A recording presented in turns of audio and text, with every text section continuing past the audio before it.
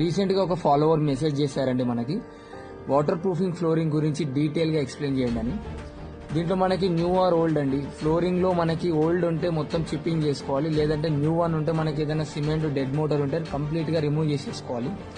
దాని తర్వాత మనం వాష్ చేయాలి. వాటర్తో కంప్లీట్గా వాష్ చేస్తే మనకి ఏదైనా ఆర్సీసీ క్రాక్స్ ఫామ్ అయితే అక్కడ మనకి మాయిశ్చర్ చూపిస్తుంది. ఆ ఆర్సీసీ క్రాక్స్ని మెకానికల్ కటింగ్ మిషన్తో మనము వీ గ్రూ కట్ చేసుకోవాలండి.